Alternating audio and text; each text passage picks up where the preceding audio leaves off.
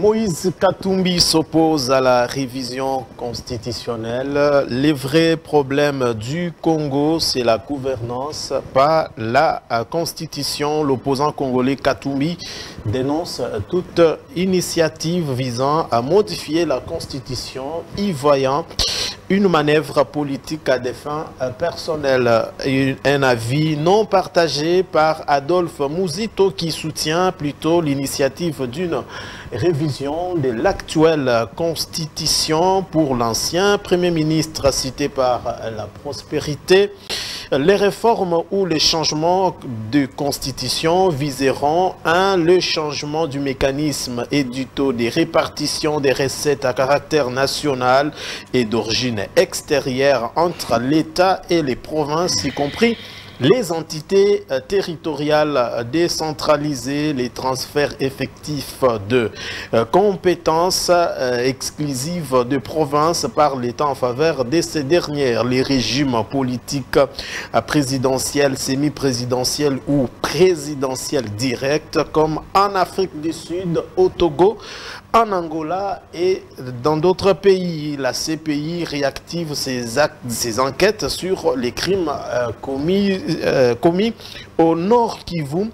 Cette annonce, explique Forum des As, intervient après que les autorités congolaises ont à des reprises saisi la CPI pour examiner les crimes commis sur leur territoire. Pour les journaux Info 27, cette annonce ne peut que réjouir les familles des victimes, en particulier celles qui ont subi les bombardements de l'armée rwandaise et du M23 depuis les débuts de l'année 2024, tant dans l'air camp des déplacés que dans d'autres zones censées de peupler près de Goma, chef-lieu de la province du Nord Kivu. À la réponse du procureur de la CPI, ajoute RFI, a rappelé les enquêtes dans la province du Nord Kivu ne se limiteront pas à des partis au conflit en particulier ou à des membres de groupes spécifiques. Au contraire, son office examinera en priorité de manière globale, indépendante et impartiale la responsabilité de tous les auteurs présumés ayant commis des crimes relevant du statut de Rome depuis janvier 2022. Selon Karim, relayé par Média Congo, sa démarche fait suite aux différentes demandes introduites par les autorités congolaises, enfin d'initier des enquêtes sur les liés du crime. Autre chose, les syndicats nationaux des médecins du Congo a annoncé une grève générale dès ce mardi 15 octobre 2024 sur toute l'étendue de la RDC, sauf dans les deux provinces sous état des sièges, rapporte 7 sur 7. Au sujet de la grève des enseignants, ACP.cd annonce la signature hier lundi à Kinshasa par des membres du gouvernement en charge de la fonction publique, de l'éducation nationale, du budget et des finances, de l'arrêté interministériel portant création et mise en place de la commission permanente et des suivis des accords des bibois entre les gouvernements et les banques syndicales des enseignants. Avant de terminer, Arena, dépassement budgétaire scandaleux pour un chantier à l'abandon, révèle Ouragan, complexe des 52 000 mètres carrés pour 20 000 places assises. Les travaux de l'Arena de Kinshasa ont été évalués à près de 103 millions de dollars. Or, au mois d'août 2024, selon la DGPPB, le Trésor a décaissé plus de 129 millions de dollars pour les travaux de cette enceinte qui n'évolue guère, travailleurs congolais et turcs ayant vidé le lié.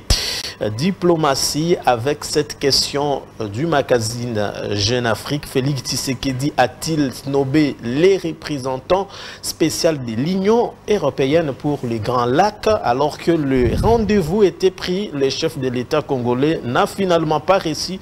L'envoyé de Bruxelles en visite de 3 jours à Kinshasa, un rendez-vous manqué qui survient dans un climat de défiance entre l'Union européenne et Kinshasa face à l'attitude de Macron lors du dernier sommet de la francophonie. La tempête des tropiques annonce une marche pacifique ce mardi à Kinshasa pour exiger le retrait de la RDC de l'OIF, une initiative du Conseil national de la jeunesse. Terminons avec les sports. Selon l'actualité.cd, les léopards de la RDC disputent ce mardi à 14 h à Dar es Salaam les rencontres de la 4e journée des éliminatoires de la CAN Maroc 2025 contre les Taïf Stars de la Tanzanie. Les Congolais n'ont besoin que d'un match nul pour se qualifier. Mesdames et messieurs, merci et bienvenue dans votre magazine d'analyse et de débat.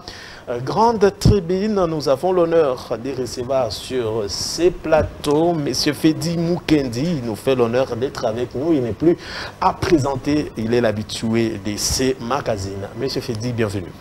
Merci beaucoup M. Daniel et bonjour aux co-débatteurs. Je suis heureux d'être avec vous aujourd'hui. Merci. J'avais juste un petit biscuit. Je ne sais pas si c'est le moment. Vous les aurez. Très bien. S'offrez. Merci. Vous n'êtes pas seul. Monsieur Marius Moubalama, il nous fait l'honneur. Il n'est plus également à présenter sur Congo Best Division. Bienvenue, cher frère. Merci, monsieur Daniel. Merci de l'invitation. Salutations à mes co-débatteurs ici sur ce plateau avec qui nous allons avoir un moment d'échange fructueux pour partager de façon objective l'actualité du pays, mais également mes salutations à ceux qui sont en train de nous suivre à ce net moment. Merci beaucoup.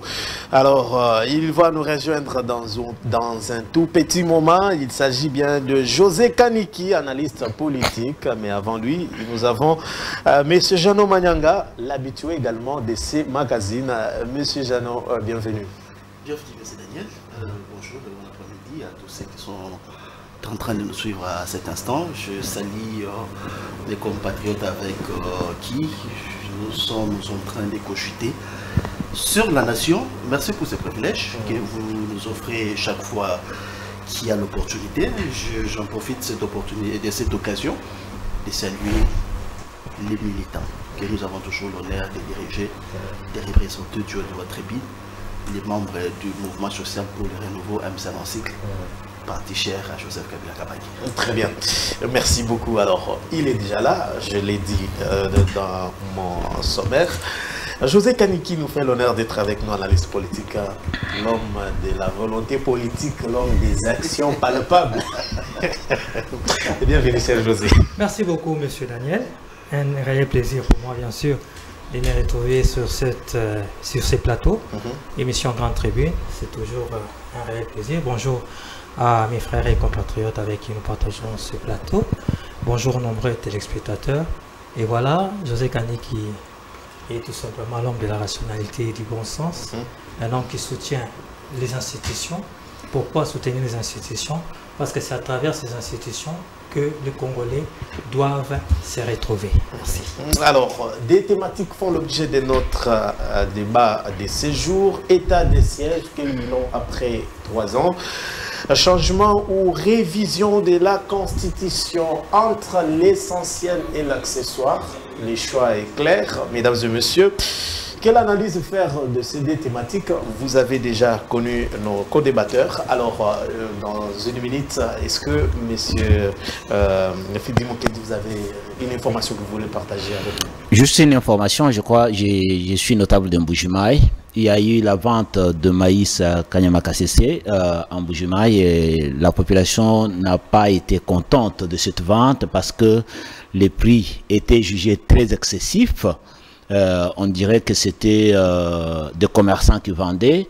Et moi, comme scientifique, j'ai pris le temps d'aller au ministère de l'Agriculture pour faire l'analyse du coût de production des 50 kilos de maïs.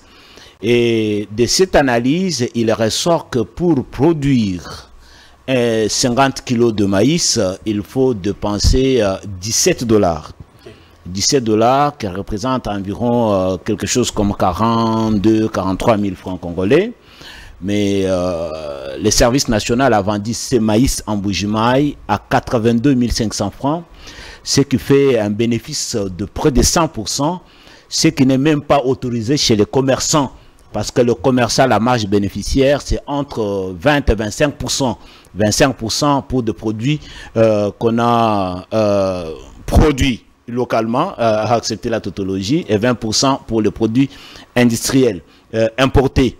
Nous demandons donc à cette occasion au service national de pouvoir vendre le maïs au juste prix, parce que les amis de Mbuji-Mayi ne comprennent pas pourquoi à Kinshasa, ils ont vendu au juste prix, c'est-à-dire 25 kilos à 21 000 francs, donc 50 kilos à 42 000 francs. Pourquoi Kanyama Kasissa vend en Mbuji-Mayi à 82 500 francs? Donc c'est vraiment inexplicable, d'autant plus que ce maïs est produit avec l'argent du contribuable congolais. L'argent de cet habitant de Mbuji-Mayi, l'argent de l'habitant de Kinshasa. La vente devait tenir compte du coût de production et ne pas faire les bénéfices comme les commerçants. Les commerçants eux-mêmes, l'État les oblige de respecter une certaine marge bénéficiaire. Si le ministère de l'économie se bat pour que le commerçant respecte les justes prix, comment on peut comprendre qu'une entreprise sociale, une entreprise de l'État peut vendre les maïs avec des intérêts de près de 100%? Donc, je pense que le général Kasson qui nous suit, il est au service de la nation, il est au service du régime. Il doit faire des choses pour que le régime soit apprécié par la population et non des choses pour que, à un moment, la population jette des pierres au régime. Merci beaucoup. Alors, José Kanik, dans une minute également. Bon, vous savez, je vais essayer de parler un peu de cette affaire de la francophonie. Ça a déplu aux nombreux Congolais, également en moi. C'est qu'a fait, n'est-ce pas, cette omission voulue par le président de la France, Macron. Mais comme toujours, essayant de réfléchir, de rester rationnel et faisant preuve de bon sens, je comprends la nervosité ou la colère légitime du peuple congolais, mais je ne suis pas trop d'accord personnellement que l'on puisse quitter la francophonie. Pourquoi? Parce que tout simplement, il y a des choses à dire et à redire sur ce qui a été fait. Il y a plusieurs choses dont nous ne sommes pas d'accord légitimement, mais il y a aussi des choses à reprocher à l'ONU depuis belle lurette, depuis des années. Si nous devons quitter la francophonie, alors dans ces cas, nous devons aussi quitter l'ONU. Est-ce que nous n'avons pas de choses à reprocher à l'EAC? Nous en avons. Si nous devons quitter la francophonie, donc nous devons quitter aussi l'EAC. À la SADC, nous n'avons vraiment rien à reprocher. Donc vous allez constater qu'en tant qu'État, en tant que peuple, faisant partie de toutes ces organisations, nous avons des choses à reprocher à ces organisations. Donc, si nous devons quitter la francophonie, nous devons quitter l'ONU, nous devons quitter toutes les organisations. Est-ce ça, n'est-ce pas, la solution? Je ne pense pas. Nous devons, n'est-ce pas, comment dire ça, réclamer ou bien réclamer nos droits, comprenez ce que je vais dire, dans ces institutions, nous battre et obtenir gain de cause dans ces institutions. C'est la question qu'on s'est posée. Est-ce que Macron était vraiment obligé de parler de la RDC et du Rwanda, bien qu'il s'est rattrapé après? La grande question est de savoir, est-ce que Macron était nécessairement obligé de parler, n'est-ce pas, de ces pays qui connaissent des problèmes, des difficultés, des guerres, des tueries? S'il a été obligé ou il a pensé à ces pays, pourquoi ne pas penser au premier grand pays francophone qui subit, n'est-ce pas, des massacres, une agression depuis plus, je ne sais pas, près de 30 ans? Comment on peut l'oublier? Ça nous paraît un peu bizarre. Voilà pourquoi il était légitime que le président de la République puisse s'y atteler et démontrer ou montrer tout simplement son désaccord ou sa désapprobation vis-à-vis de ces comportements. Est-ce que... Je ne saurais pas rester avec vous parce qu'il y a l'envoyé spécial de l'Union européenne qui n'a pas été reçue par le président de la République et les médias se posent des questions. Pour quelle raison? Est-ce que c'est une manière de se venger?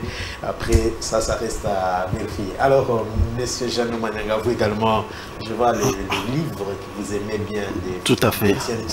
Tout à fait. Écrit par Fortuna, des pasteurs.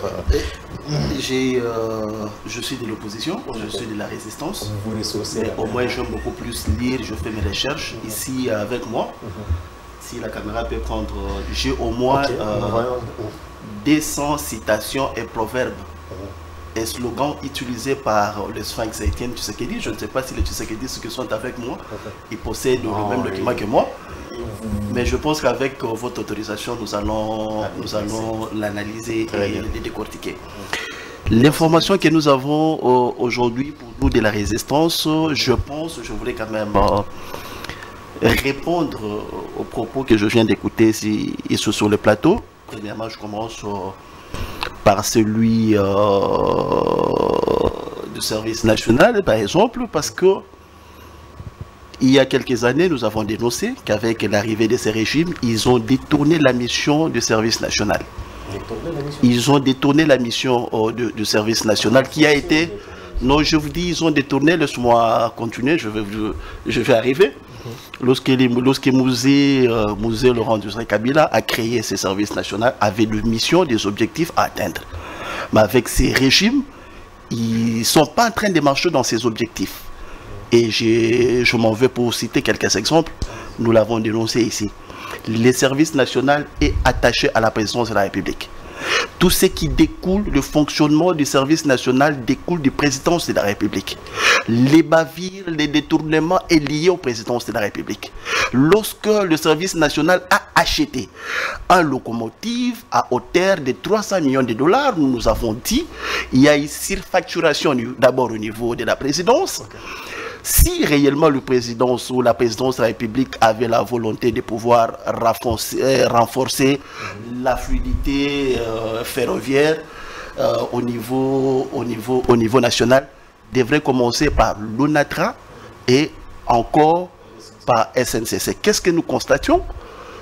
Ils ont surfacturé l'achat de ces locomotives. Les paiements qui vont découler de ces locomotives va aller dans les caisses des services nationaux qui est attachée à la présidence. Et du coup, c'est la présidence qui est en train de piller la population d'une manière systématique. Au moins, je suis avec un Tshisekedi qui déplore la production des services nationaux est surfacturée plus que les marchands. Donc, c'est-à-dire la présidence est en train d'escroquer sa population d'une manière systémique et systématique. Je ferme la parenthèse. J'attaque à celui, et je réponds également à celui de la francophonie. Lorsque nous avons dénoncé les dysfonctionnements de la francophonie et la faiblesse de la diplomatie que nous avons aujourd'hui, je pense que M. Kaniki à l'époque ne voulait pas nous écouter. Quitter aujourd'hui la francophonie, nous avons des structures qui organisent le monde. Nous avons la francophonie, nous avons les Commonwealth, nous avons les mondes lusophones. Nous quittons la francophonie pour aller où? Si nous voulons quitter la francophonie parce qu'il y a le Rwanda qui est là, parce que l'Ouganda est là, nous chercherons à intégrer une autre structure, peut-être qui est le Commonwealth, qui est les Rwandais, qui est encore, il y a des Rwandais dedans, il y a les Ougandais dedans. Donc nous n'aurions pas, nous ne savons pas où aller. Mais ce que nous condamnons, c'est quoi? Aujourd'hui, des Congolais, de tous bords, critiquent Macron. Lorsque Macron est venu, Macron a fait des jaugeages. Macron dit, un pays en guerre doit avoir des attitudes, doit avoir des comportements. Ce sont ces attitudes-là, ces comportements, Macron n'a pas vu dans le chef des autorités, jusqu'à prendre les officiels, à les amener à Bandal, à les prendre la bière. Lorsque Macron est allé en France, qu'est-ce que Macron a dit? Au Congo, il n'y a pas la guerre. Il était obligé pour Macron de ne pas citer les cas du Congo, et c'est ainsi que le Congo n'a pas été aligné à cause des comportements des jouisseurs, de ceux qui sont tolédiés aujourd'hui, qui sont montrés à la face internationale qu'ils ne sont pas un pays en guerre. Ok, mais merci beaucoup pour la parole.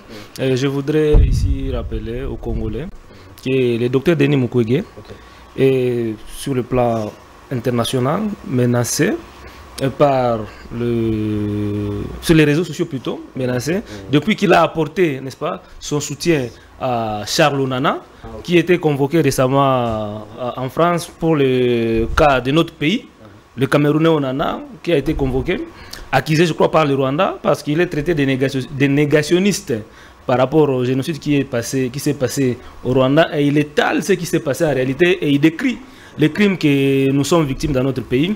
Et le professeur Denis Mukwege lui a porté soutien, et en disant que ce procès faisait la honte de la France. Et du coup, il y a une machine sur Twitter et partout montée par le Rwanda, en train de s'attaquer, n'est-ce pas, au docteur Denis Mukwege. Et ce qui est déplorable est que notre pays ne fait rien.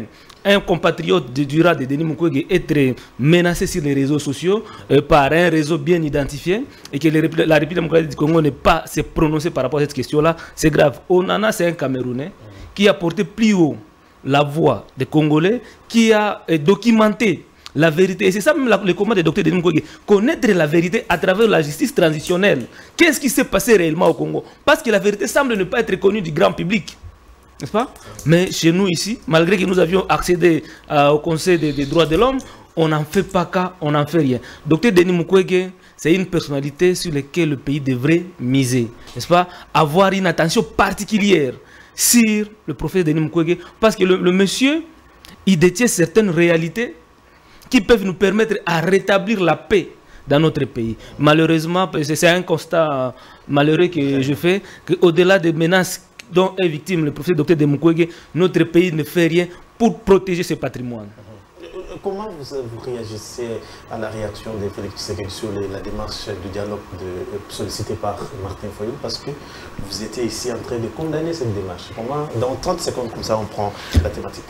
En fait, la position que nous avions prise, c'était pour expliquer que les dialogues de cohésion nationale n'ont jamais touché les questions profondes des problèmes que nous avons. Ouais. Et quand le président Tshisekedi dit revenir et dire que non, ce n'était pas nécessaire, il a compris qu'en partageant les pouvoirs, on ne touche pas les questions profondes des conflits que nous avons, mais plutôt on se partage les pouvoirs, et une fois on a le pouvoir, on cherche à s'éterniser là-dessus. Et du coup, les problèmes de la population, on oublie. Nous devons savoir que non, les Rwandais, l'Ougandais et les Ougandais, ils sont utilisés par la communauté, par les multinationales appartenant aux pays puissants pour nous agresser, afin que ces pays puissants-là puissent avoir la même mise, n'est-ce pas, sur nos minéraux. C'est pourquoi le prophète Denis Mukwege a proposé qu'il y ait une conférence internationale pour la paix en RDC, afin que nous puissions discuter, n'est-ce pas, avec ces pays puissants, sur comment ils peuvent venir dans notre pays et travailler, avoir leurs entreprises ici. Et cela créerait des emplois et ça sera bénéfique, n'est-ce pas, aux Congolais. Et du coup, les soutiens qu'ils apportent aux pays agresseurs sera tombé et la paix sera établie sans qu'il y ait, n'est-ce pas, crépitement de bas dans notre pays. Merci beaucoup, monsieur Marius. Alors, la première thématique est état des sièges. Vous avez pratiquement 3 minutes. Je vais bien gérer mon temps. Monsieur Fedi Mukendi, 3 ans après, vous ne vous sentez pas... la province n'est pas développée, il y a les militaires qui gèrent. Dites-nous, qu'est-ce qu'on peut retenir de cet état exceptionnel?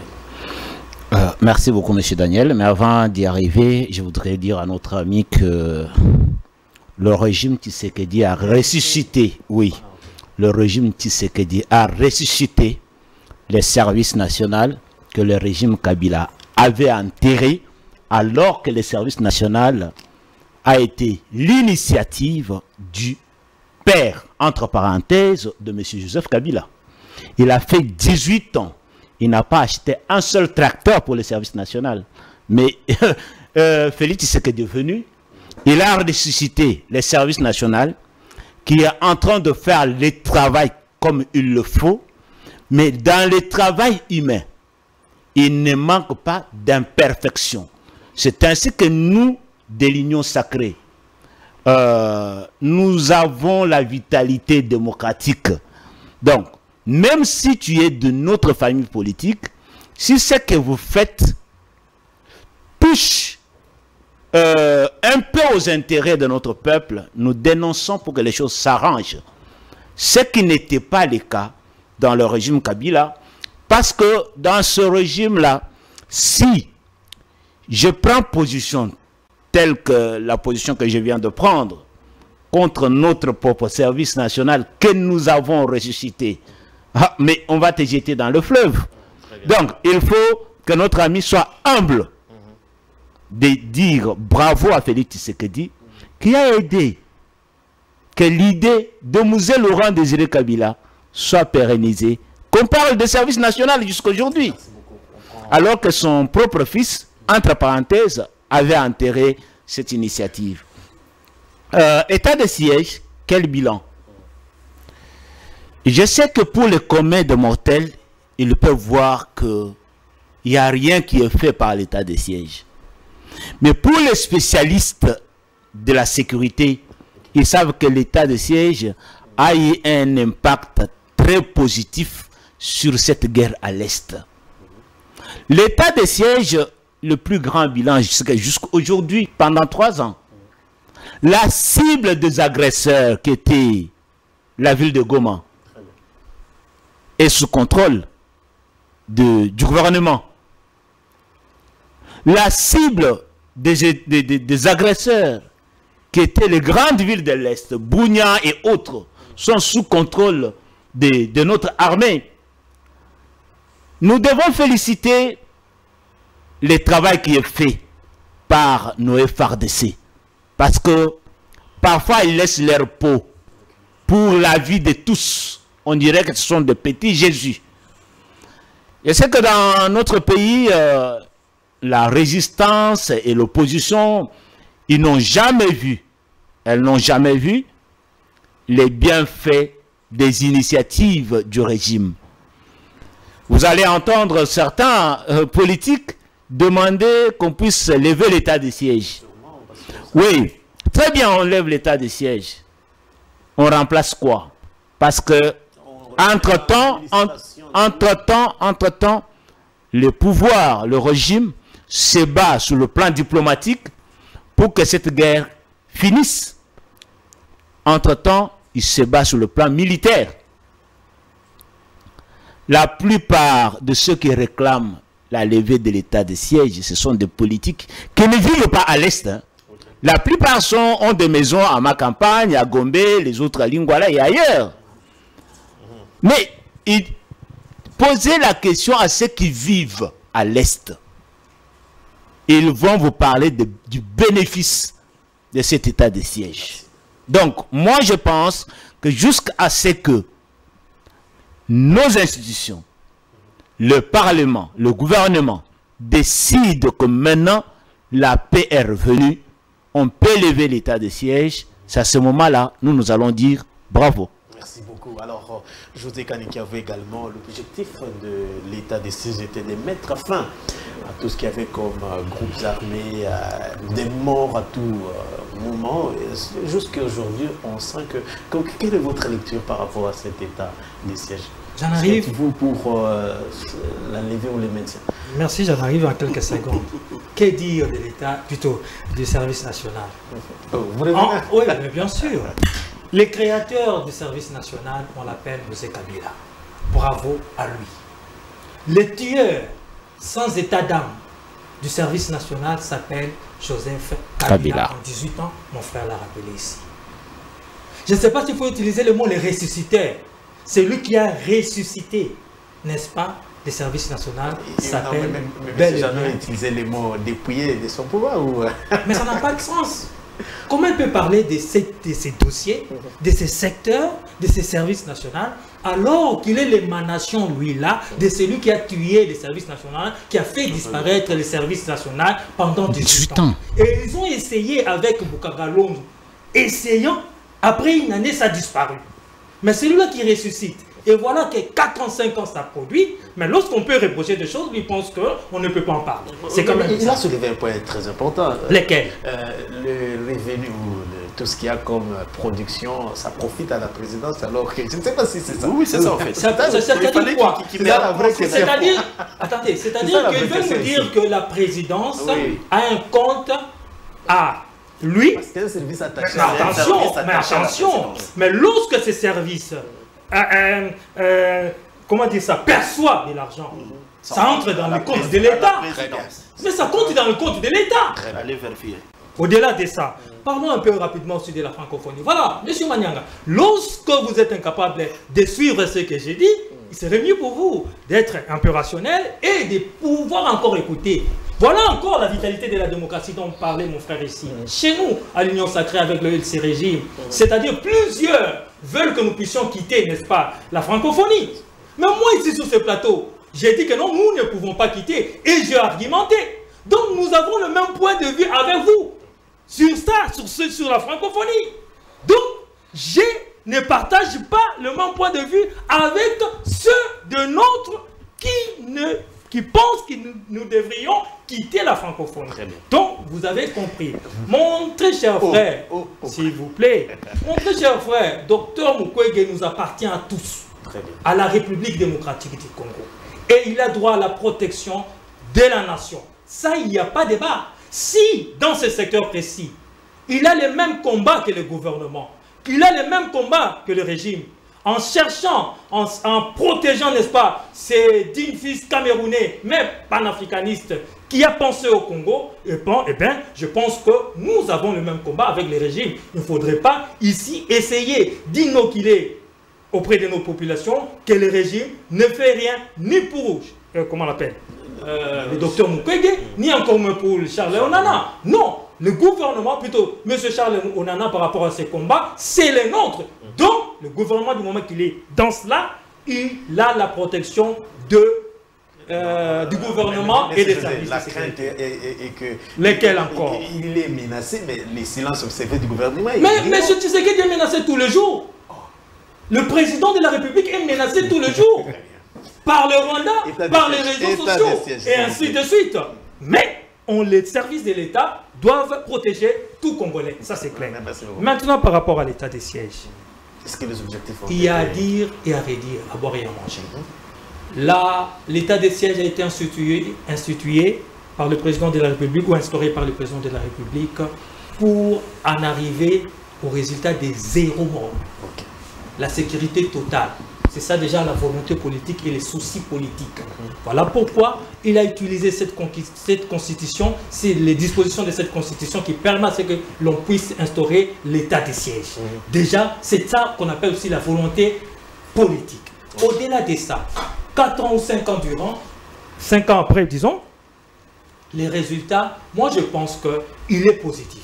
Certes, il y a beaucoup de choses à reprocher, parce que nous n'avons pas encore enterré les 0 morts, parce qu'il y a encore de l'insécurité, parce qu'il y a encore, n'est-ce pas, ces groupes armés qui pullulent à l'est de notre pays. Mais au-delà de ça, qu'on se le dise, lorsque moi j'apprends de notre armée, de porte-parole de notre armée, l'institution habilitée où nous avons pu récupérer plus ou moins 175 localités et villages. Donc, c'est un bon résultat. C'est-à-dire qu'à l'époque, toutes ces localités et villages étaient entre les mains de ces ADF, de tous ces regroupements. Mais est-ce qu'on y a mis fin totalement? Il y a encore cette procédure diplomatique où on a eu à parler avec ces groupes armés pour qu'ils abandonnent et entrent dans ce programme PDDRCS, si je ne m'abuse. Vous comprenez que là encore, il y a un travail. Maintenant, il y a certains qui veulent que l'on puisse lever cet état des sièges. C'est de bonne guerre et c'est des droits. Mais est-ce la solution?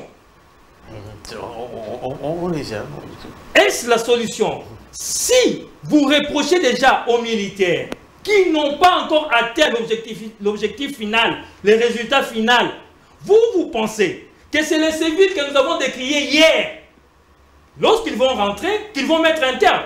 Moi, je pense qu'il faudrait penser encore, essayer d'évaluer en long et à large, dans la profondeur des choses, pour essayer de voir comment faire les choses et comment évoluer, bien sûr, dans cette recherche de la paix pour notre pays. 3 ans après, qu'est-ce que vous reprochez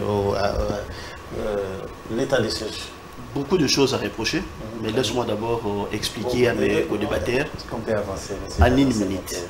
Ils doivent comprendre. Vous avez 3 minutes. En 1 minute, ils doivent comprendre une chose. Lorsque je parle de service national, la présidence a ses services. Parmi ces services, il y a les services nationaux, il y a l'IGF, il y a tant d'autres. Ces budgets de la présidence prend en charge tous les services liés. C'est comme ça que j'ai dit à la présidence de la République, il y a eu la surfacturation de l'achat de la locomotive du service national. Et vous avez suivi à l'inauguration sur le président de la République et non le ministre des Transports. Parce que ce sont des services liés. Ok? Nous devons poser des bases. Lorsque le général qui est là, il dit, si vous voulez utiliser la locomotive, il faut louer au service national. Cet argent ne va pas entrer au ministère des Transports. Ça va entrer au service national et le service national qui dépend de la présidence. Nous devons émettre à ce niveau-là. Vous comprenez? Ok. Je voulais peut-être répondre pour la francophonie, je saute. Moi, je travaille aujourd'hui, comme je suis avec les gens du pouvoir, je voulais juste travailler avec ce que leur grand-père, notre père, nous a légué comme citation. Je m'en vais ensemble avec vous. Je pense que vous pouvez me lire la page 13. Page 13. Nous sommes avec ceux qui sont au pouvoir aujourd'hui. Nous sommes en train de constater que les déclarations... Aucune victoire militaire ne résoudra la crise qui est politique et interne au Congo. La guerre dans notre pays n'est qu'une des conséquences de l'absence d'un état de droit et de démocratie. Donc, c'est ce que je viens de lire. Merci beaucoup. Très bien. Merci beaucoup. Ça, c'est le papa de Tshisekedi de part. Mais aujourd'hui, nous avons le fils qui est maintenant à la commande. Nous évaluons l'état des sièges. Premièrement, ce qu'il faut comprendre, l'état des sièges, c'est quelque chose qui a été donné à Tshisekedi pour qu'il l'exécute. Parce que Tshisekedi n'a jamais créé. C'est l'EAC qui a proposé l'état des sièges. Oui, cherchez, allez vous documenter. C'est l'EAC qui nous ont amenés, n'est-ce pas, après avoir, n'est-ce pas, jonglé, trouvé la faiblesse d'une démocratie. C'est comme ça qu'ils ont proposé l'état des sièges. En proposant l'état des sièges, nous, à cette époque, nous nous avons opposés à cela. Nous avons dit prendre des décisions qui viennent des alliés, entre autres, l'EAC. C'est un piège pour le président de la République. Il n'a pas voulu nous écouter. Aujourd'hui, nous avons 3 ans d'errant et l'état des sièges, si nous l'évaluons aujourd'hui, a échoué sur les fonds, sur la forme, sur les résultats à espérer.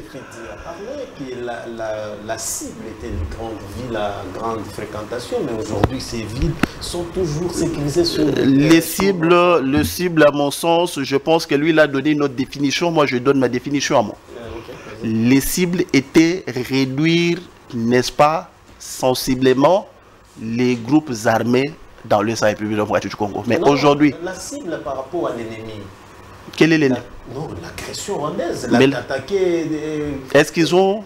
Je pense que vous êtes en train de... Vous êtes en train de me prendre la parole et je risque de ne pas bien développer. Voyez-vous, aujourd'hui, 3 ans d'Iran, le FARDC nous a bombardé 200, nous avons 25 000 militaires dans l'Est. L'Angola nous a amené 500 militaires. L'EAC nous a amené 500 militaires. La SADC nous a amené 500 militaires. Il y a les Nations Unies. Tout ça, c'est pour... Tout ça, ça a été commandé par les régimes aujourd'hui. Nous avons plus de 40 000 militaires dans l'Est de la République démocratique. Nous nous posons des questions. Pourquoi ça ne restait pas? Si aujourd'hui nous évaluons les ADF, ils n'ont qu'en 500. Avec 40 000 militaires, toute alliance comprise, devant 500, nous n'arrivons pas. C'est pourquoi le président, le père de Félix répond à son fils. Il dit, ce que nous vivons aujourd'hui, c'est l'absence de la démocratie, des mauvais leadership que lui est en train d'incarner aujourd'hui. Voilà où ça nous a amené.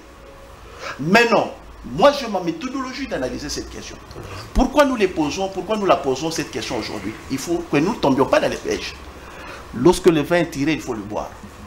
Ces gens ici, comme ils constatent que il y a un problème, il y a une thématique qui vient de nous poser. La révision constitutionnelle, ils sont bloqués par l'article 219. Qu'est-ce qu'il faut faire? Il faut amener les Congolais à un débat. Il faudrait réfléchir sur la levée de l'état de siège. la question si la levée de l'état de siège a été déjà traitée par les législatures passées. Et au courant de cette année, il y a même des députés qui ont fait des démarches, le président ne voulait pas entendre. Comme il y a nécessité des révisions constitutionnelles, il est bloqué. Maintenant, qu'est-ce qu'il dit? Mettons les Congolais devant un débat. Que nous puissions réfléchir pour lui donner des pistes et des solutions. C'est pourquoi nous, de la résistance, nous lui disons ceci. Le vin est tiré, il faut le boire. Il doit assumer là où il nous a amenés, c'est tout. Merci. Alors, mes chers Marius, vous également, comment avez-vous analysé cette question d'état des sièges dans notre partie est de la RDC? Oui, je pense qu'on doit d'abord remonter l'histoire et savoir dans quelles conditions l'état des sièges a été instauré.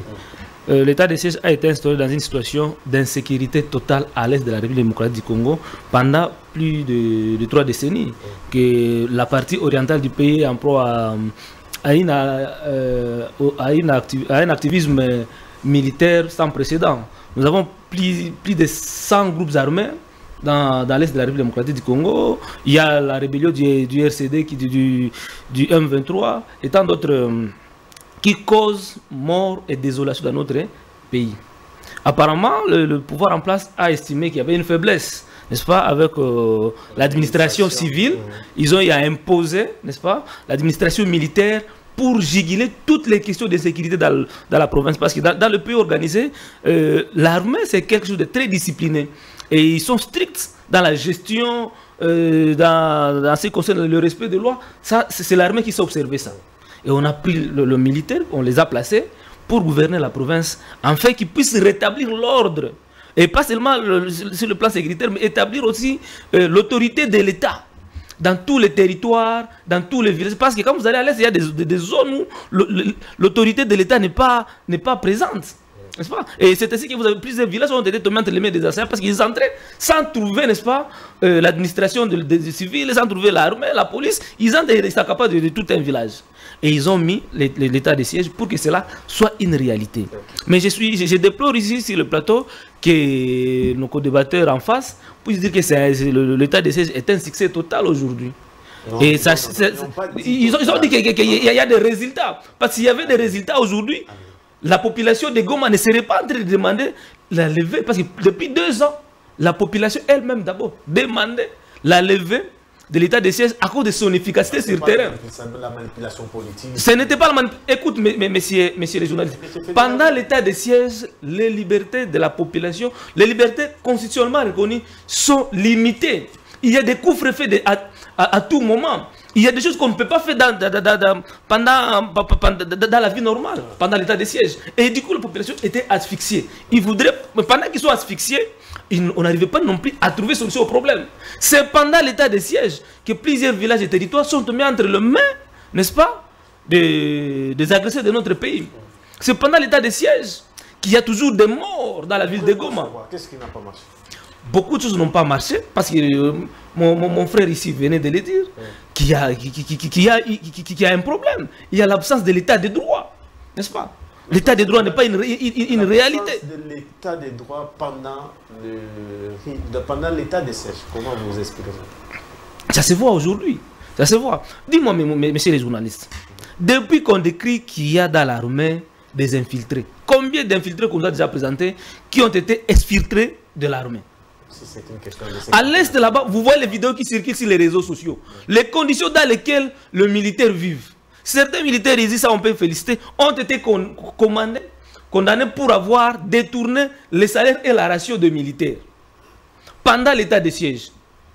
Il y a des militaires qui sont au front à Goma, mais ils sont en train de construire des immeubles à Kinshasa. Oh, comment ça? Il y a des militaires qui sont accusés, n'est-ce pas,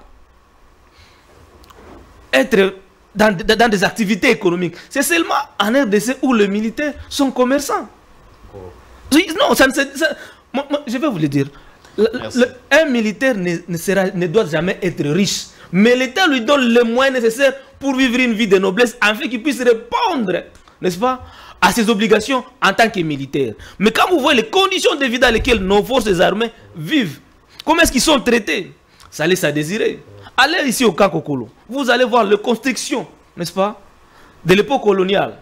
vous sentez que les militaires vivaient dans de très très bonnes conditions. Il y avait des écoles, il y avait tout. Mais quand vous allez voir les conditions dans lesquelles les enfants des militaires étudient, vous allez dire que l'état de siège a permis aux militaires de se faire de l'argent.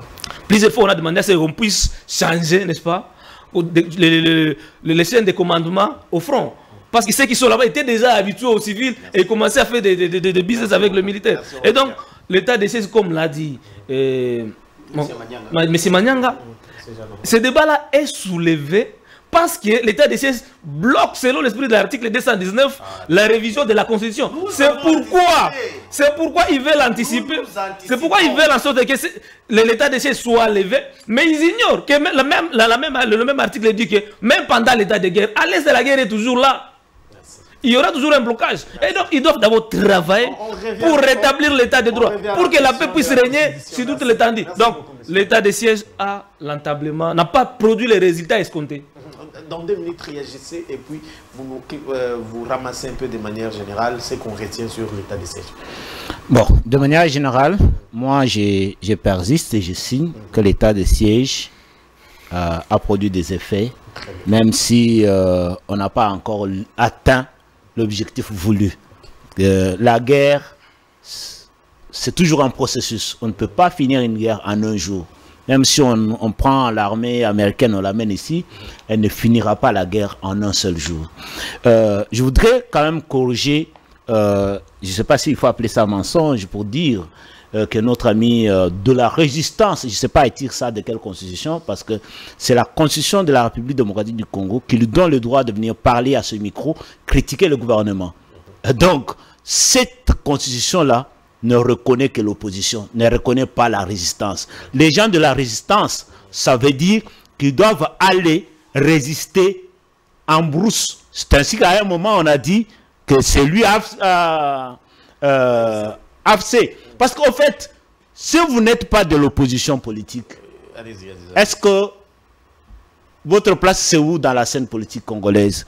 Et il a dit ceci, c'est l'EAC qui a donné à Félix Tshisekedi lors d'instaurer l'état de siège. Donc il va nous dire, lorsqu'ils ont rédigé la constitution de 2006, c'est l'EAC qui est venu leur dire, mettez l'article qui donne le droit au chef de l'État d'instaurer l'état de siège et l'état de guerre dans cette constitution-là. Il va nous dire ça. Donc, il ne reconnaît pas au chef de l'État le pouvoir de décréter l'état de siège, le pouvoir de réfléchir pour trouver des solutions aux problèmes de son pays. Moi, je ne sais pas, il tire ça de quel livre, où est-ce qu'il a tiré. Il parle, il a parlé d'Étienne Tshisekedi, vous voyez la guerre, c'est pas c'est pas l'armée, c'est pas la guerre qui va finir la guerre, c'est en instaurant l'état de droit. Mais il a dit ça quand? Mais c'est lorsque est tiré sur les Congolais. C'est-à-dire aucune victoire, écoutez, aucune victoire ne résoudra la crise qui est politique et interne au Congo. La guerre dans notre pays n'est qu'une des conséquences de l'absence d'un état de droit. Il s'adressait en ce moment-là au régime qui marchait sur l'état de droit. Le régime qui enterrait les Congolais vivants. Le régime qui a tiré sur Kapangala, qui a tiré... C'est le régime Félix voulait résoudre la question politique par la guerre. Il s'adressait à eux. Hein? Je crois qu'il devait être humble pour dire la guerre ici que nous vivons aujourd'hui, c'est leur émanation, c'est leur boulot, donc c'est leur produit. Et jusqu'aujourd'hui, Alliance machin là est plein des amis de Joseph Kabila. Vous voyez, donc oui, bon, disons les anciens, mais c'est une très bonne coïncidence que c'est toujours les anciens de Joseph Kabila. Il n'y a pas les anciens de Félix, il n'y a pas les anciens d'Étienne. Tu sais que la majorité sont les anciens de Joseph Kabila. Une coïncidence. Donc, bref, la République démocratique du Congo sous Félix Tshisekedi s'ébat pour mettre fin à cette guerre.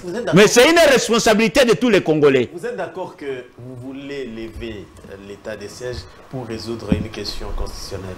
Bon, écoutez, nous allons arriver à ça. Nous allons arriver à ça. Si on voulait lever l'état de siège dans nos interventions à nous, nous applaudissons l'état de siège. Okay. Donc si nous étions dans un labo pour lever l'état de siège, on allait dire non, l'état de siège c'est pas bon, ça n'a pas produit de fruits, l'état de siège a lamentablement échoué. Mais nous disons que l'état de siège a porté des fruits et continue à porter des fruits. Et ce que demande la levée d'état de siège, c'est ce qui tire des intérêts économiques dans la guerre de l'Est. Comme est probablement parce qu'ils disent que l'état de siège n'a rien fait, mais ils ne peuvent pas proposer autre chose. Ok, merci beaucoup. Alors, cher, réagissez à ce que les autres ont dit comme très cher frère. Et puis, vous me dites ce qu'on peut retenir. Oui. Allez-y, Très cher frère, vous avez le verbe. Vous nous amenez un bouquin intéressant parce qu'il ressort de ce qui est la pensée du leader Maximus Sphinx que je respecte. Mais vous nous citez, vous nous faites lecture d'une citation qui s'adressait à votre régime. Ok. C'est-à-dire, déjà ça a été édité en quelle année? Cette parole a été dite en quelle année? Dans quelles circonstances? Dans quelles circonstances? Et elle concernait qui?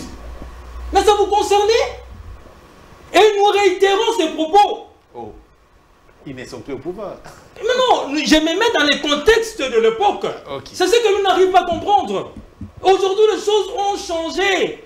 Voilà pourquoi ils ont milité pour que nous ne puissions pas accéder, n'est-ce pas, au Conseil des droits de l'homme, c'est comme ça que ça s'appelle. Hein? Il revient sur ça parce que ça vous rattrape aujourd'hui. Mais non, 177 sur 190 voix comme ça.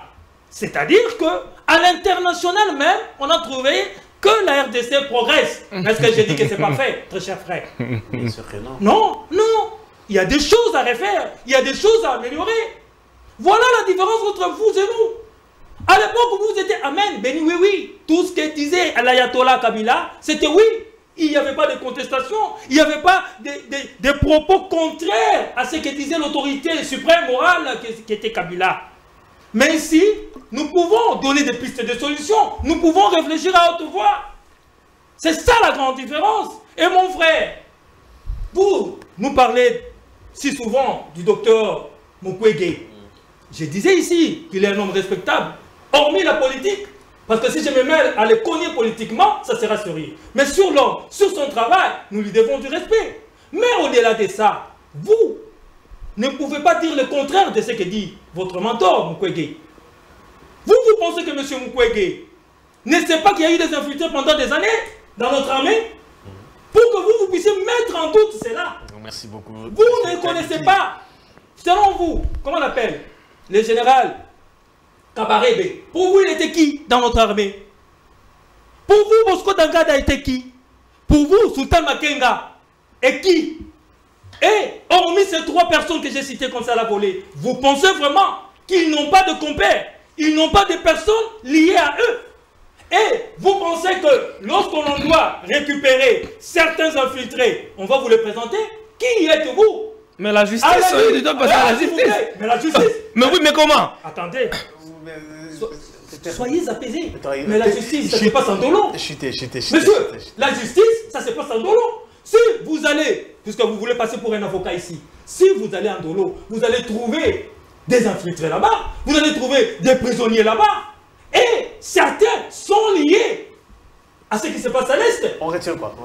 On retient que l'état de siège n'a pas été parfait. Très bien. C'est ça la franchise. Ok. Mais au moins, mais qu'est-ce que vous ne comprenez pas? Dire que cela n'a pas été parfait, cela veut dire ça a que... échoué. Mais non. Non, ça ne veut pas dire que ça a échoué. Ça ne veut pas dire que ça a échoué. Donc là, ça n'a pas été parfait. Vous êtes parfait? Est-ce que vous avez échoué? Non. Monsieur. Merci beaucoup, monsieur. Alors, on prend la deuxième. Non, on doit réagir quand même sur ce qu'ils ont dit. Non. Je le comprends, mais c'est Kaniki. On doit réagir. Permettez-moi quand même de dire quelque chose. Dans une minute. Vous évoquez Dr Denis Mukwege, monsieur Kaniki. Pardon? Vous parlez de Dr Denis Mukwege ici. Monsieur Mukwege, il est le seul à qui le gouvernement congolais a abandonné le rapport mapping. Et ce rapport-là retrace tous les événements, tous les crimes qui se sont passés dans notre pays et cite nommément les acteurs physiques ainsi que les acteurs étatiques. Pourquoi le gouvernement ne porte pas ces rapports mapping-là pour que ceux qui sont cités dans ces rapports-là, qui ont participé, n'est-ce pas, à l'agression de notre pays de 93 à 2003, pour qu'ils soient présentés devant un tribunal pénal international, afin qu'ils soient jugés. C'est cela aussi le problème. Mais les rapports existent, monsieur. Souffrez, hein. Moi, je n'ai pas mis en cause c'est la vérité que nous connaissons tous. Je n'ai pas mis ça en cause. Oui, je vais. Laissez comme ça que j'annonce, comme ça vous allez enchaîner. Voilà. Merci beaucoup. Alors, la dernière thématique, vous aurez sûrement, il nous reste quelques minutes, je sais qu'on va quand même faire un effort. C'est le changement de la Constitution entre l'essentiel et l'accessoire. Comment vous analysez cette démarche lancée par... annoncé par le président de la République, la volonté, comme elle a toujours dit M. José, et puis relayé de manière générale par Augustin Kabouya, membre de l'ECG de l'IDPS. Alors, vous prenez les deux, vous réagissez, puis vous nous dites comment vous analysez cette démarche de changement ou révision des constitutions. Merci beaucoup. Vous avez 3 minutes. Lorsque j'ai réfléchi votre thématique, lorsque vous l'avez présenté, l'état des sièges et la révision constitutionnelle, moi je suis scientifique, je sais comment rédiger les sujets de TFC de mémoire, nous les faisons déjà. Déjà, je me suis dit, mais c'est Daniel nous a mis un piège. Non. Donc c'est-à-dire vous avez tiré quelque chose qui vient du gouvernement. Non. Je m'en fais, mais je vais développer. Je vais développer. Mon cher ami, cher collègue, tout n'est pas à mettre dans la Constitution. Ayez l'aimabilité de lire et d'apprendre ce qui n'est pas dans la Constitution. On peut le mettre dans le loi, ce qui n'est pas dans le loi. Nous faisons recours à la science. Il m'a accusé à tort et à travers que la résistance n'existait pas dans la Constitution. Je vais te dire, allons dans la science. Lorsque vous prenez les sciences politiques, après la Révolution française, les termes résistance, que vous les comprenez aujourd'hui, que vous les reteniez aussi pour la vie, les termes résistance a intervenu dans la vie politique après l'émergence des nazis avec Hitler. L'Europe a fait la résistance contre Hitler. C'est ainsi que les sciences sociales a introduit les termes résistance. Prenez ça comme ça. En dehors. D'abord, M. Fedi disait que l'opposition... On ne peut pas mettre ça dans la Constitution. Nous prenons ça dans la science. Nous tirons ça dans la science. Merci beaucoup. Maintenant, je m'en vais pour la Constitution. Allez-y, allez-y. Aujourd'hui, est-ce qu'il faut réviser la Constitution telle que nous l'entendions? Les CG Kabouya, qui est le proche du pouvoir, qui représente les partis présidentiels, qui incarne la vision politique du président Tshisekedi, il nous a déjà donné, il nous a déjà directement donné de la matière. Qu'est-ce que le CG dit? Le président n'arrive pas à travailler parce qu'il est élu pour 5 ans, mais on constate qu'il travaille pour 3 ans. Ok? Le président de la République, dans son interview, moi-même je l'ai suivi, il dit il n'arrive pas à comprendre, lorsque lui il est élu, le gouvernement traîne. Mais je suis en train de me dire, mes chers présidents de la République, la question de l'organisation du gouvernement relève des alliances. Les alliances se tissent en amont, les alliances se font, se défont. Les alliances se font avant les élections, ça peut se décrouler après les élections, compte tenu des accords que vous avez tissés. J'ai déjà répondu à un président de la République à cette question-là. Il pensait que la question devrait être introduite dans la Constitution. Si nous prenons sa logique, n'est-ce pas? Les alliances que nous avons tissées en 2006 avec Palou, on doit mettre ça dans la Constitution. Lorsque les Palou nous a quittés en 2000, nous devons modifier la Constitution. Les alliances que nous avons eues avec la majorité présidentielle en 2011, on doit mettre dans la Constitution. Ce que nous avons fait en 2018, lorsqu'ils nous ont quittés en 2021, on doit mettre dans la Constitution. C'est ça la logique du président de la République. Nous élaguons cette question. Président de la République, ce n'est pas ça. La constitution est claire. Maintenant, nous revenons à ce que Kabouya a dit. Mais ce que Kabouya est en train de faire, c'est normal en tant qu'un parti politique avec des ambitions de se pérenniser au pouvoir. On ne peut même pas faire débat de la révision constitutionnelle en dépit de l'article 219. Veuillez nous lire l'article 219. Que dit l'article 219? Vous avez l'article 219. On ne fait même pas faire aucune révision débat. ne peut intervenir pendant l'état de guerre, l'état d'urgence ou l'état de siège, ni pendant l'intérim à la présidence de la République, ni lorsque l'Assemblée nationale et le Sénat se trouvent empêchés de se réunir librement. Ok, l'article est clair. Nous sommes à l'état de siège. Ok, on ne peut même pas faire débat. Le débat est clos. On ferme nos micros et nous partions. Très bien. Sur la question. Mais je vais développer en tant que politique. On revient. Je vais développer en tant que... Je puisse développer maintenant en tant que politique. On revient, non? On revient. Merci beaucoup. Alors, à vous également, avant de passer. Le débat est clos. On ferme nos micros. Par rapport la démarche de M. Kabouya. Non, en fait, elle est naturelle, elle est normale. S'il vous plaît, messieurs les C'est journalistes. parti politique. Lors de prestation de serment, pendant d'abord la campagne, le chef d'État nous avait fait des promesses. L'unité nationale, la sécurité et la prospérité. C'est ça ce qu'il nous a promis. Est-ce qu'aujourd'hui, l'unité, la sécurité et la prospérité sont-ils réels? Au-delà de ça, les jours, s'il vous plaît, monsieur, les jours de son investiture, il a pris 6 engagements, plus d'emplois, plus de pouvoir d'achat, plus de sécurité pour tous, plus d'économie et plus de l'économie diversifiée et sa compétitivité sur le marché et consort. Est-ce qu'aujourd'hui, on a l'emploi? J'ai suivi la première ministre, on lui a demandé lors de sa sortie médiatique si pendant les 3 mois combien d'emplois qu'il a déjà créé. Elle a dit qu'elle n'avait pas de statistiques et n'avait pas d'éléments. Ça veut dire que rien n'a été créé. Aujourd'hui, la révision constitutionnelle, ce n'est pas, il n'y a pas d'opportunité. Il y a des questions essentielles sur lesquelles les chefs d'État devraient s'atteler. C'est un faux débat. Ça veut dire que amener les chefs d'État sur ce terrain-là, c'est lui faire perdre le temps. N'est-ce pas? Mais également lui attirer des ennuis. Et ceux qui sont en train de nous agresser aujourd'hui peuvent prendre ça et construire ça en motif de leur agression. Autre chose, messieurs les journalistes, ceux qui sont chantres aujourd'hui de la révision constitutionnelle, ils sont en train de nous brandir certains articles de la Constitution qu'il faut changer. Et pourtant, ces articles-là ne sont que des arbres qui cassent la forêt. Ils n'ont pas de l'article 217 et 51. Mais ce sont des articles qui se sont toujours trouvés dans notre Constitution depuis. Parlons de l'abandon de l'abandon partiel. C'est l'article 217. L'abandon partiel de la. Non, l'abandon partiel. L'abandon partiel pour l'unité. Pas pour l'unité. L'abandon partiel, on peut lire l'article vite. Vous développez, je vous donne l'article. Oui, cet article-là, ça n'a rien à voir avec l'abandon des territoires. Mais plutôt, cet article, n'est-ce pas, organise la République démocratique du Congo peut conclure des traités ou des accords d'association ou des communautés comportant un abandon partiel de souveraineté en vue de promouvoir l'unité africaine. La souveraineté, messieurs les journalistes, n'est pas seulement liée au territoire. Il y a la souveraineté sur le plan monétaire, il y a la souveraineté sur le plan juridique, il y a la souveraineté sur le plan sécuritaire.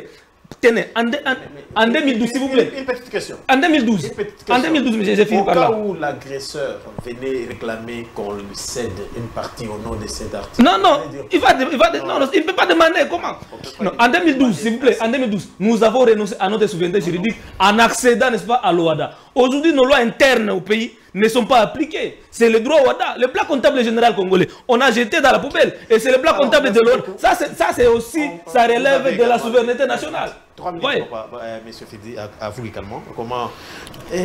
Ma question d'abord à vous, l'Union sacrée. Pourquoi ce débat n'est pas encore traité à niveau interne? Ce silence de leader de l'Union sacrée. Écoutez, Est-ce que vous avez une écoutez, je l'ai dit ici au début, à l'Union sacrée, c'est la démocratie. Chacun est libre de penser comme il veut. Si ses pensées n'offensent pas l'autre, si ses pensées ne violent pas les droits de l'autre. Vous comprenez? Nous, par exemple, à l'Union pour les valeurs séquedistes, jusqu'à aujourd'hui, on n'a pas encore levé l'option de soutenir ou non la révision constitutionnelle. Nous nous sommes dit, la révision constitutionnelle relève de la volonté du peuple congolais.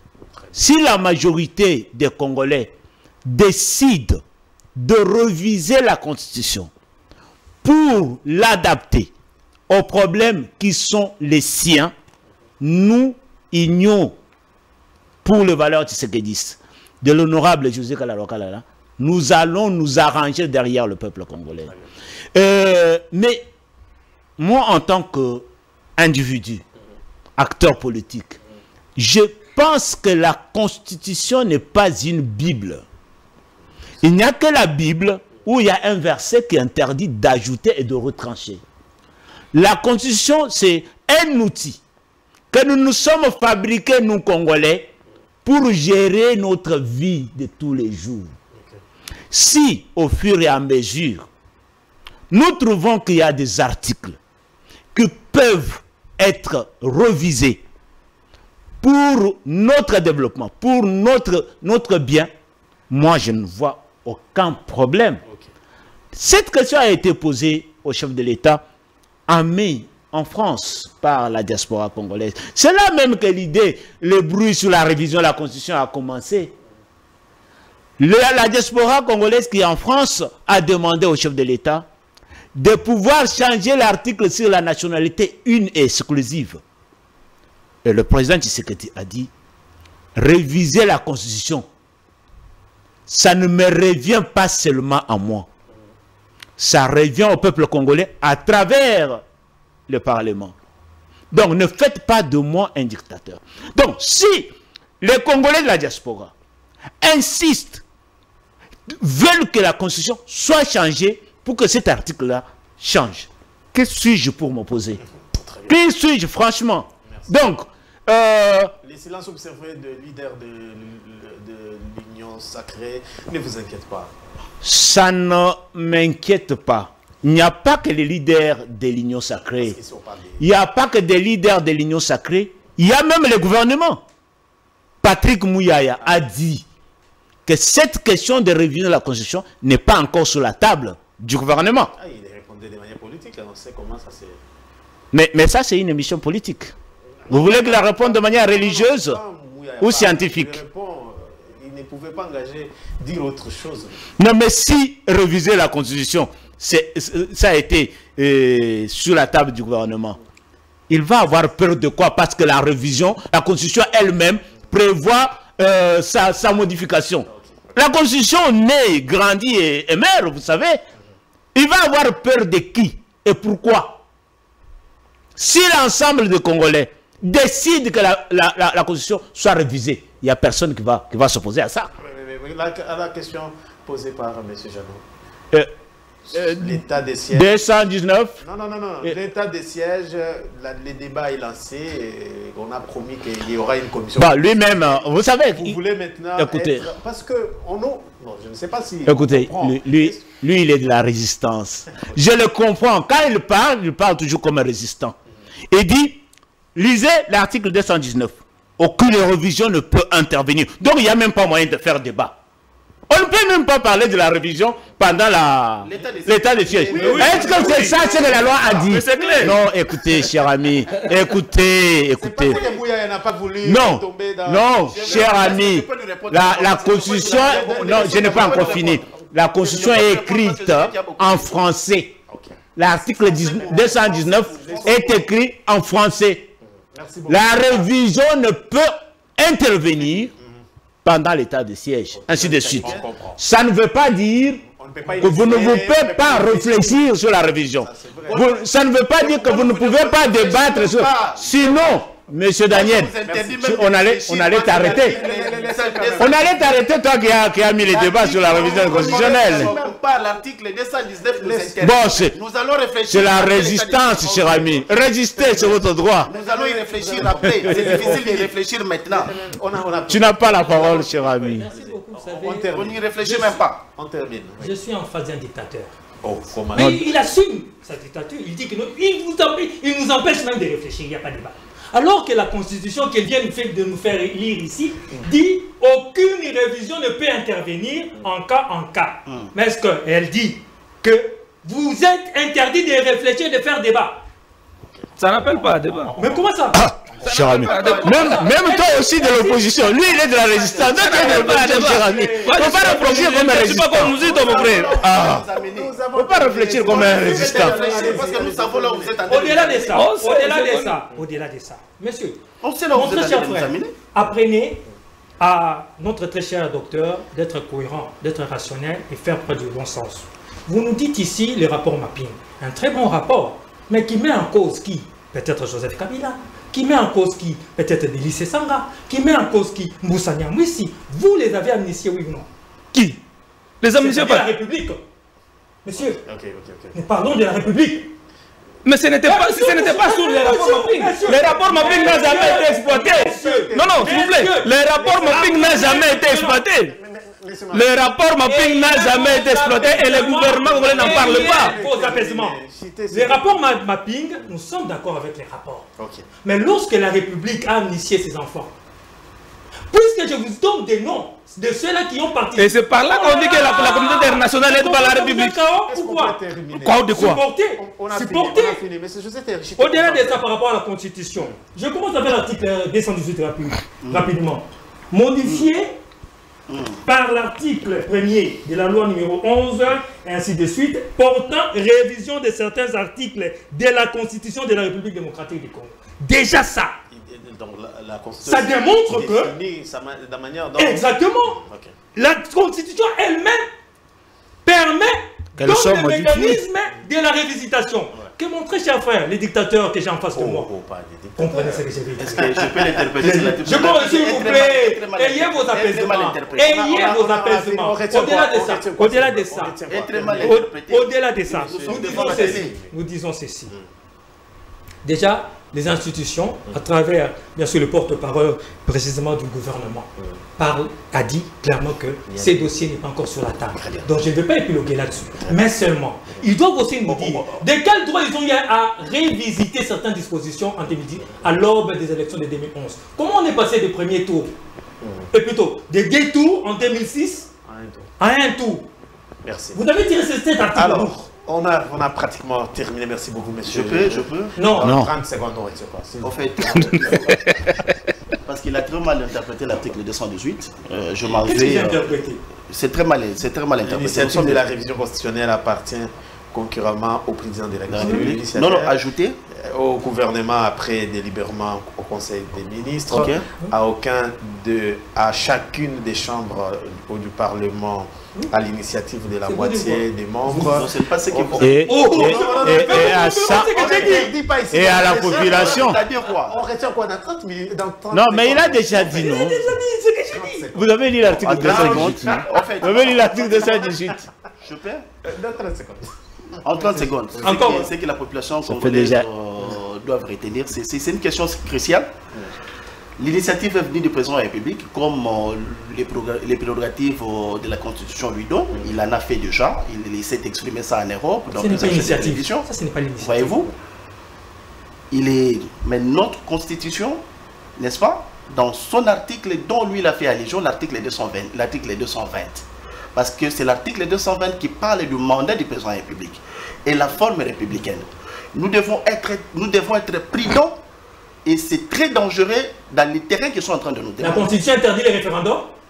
Non, reconnaît les référendums. Alors, pour cet article-là, s'il faut qu'on aille au référendum, on va y aller. Je peux développer. Mais c'est 30 secondes.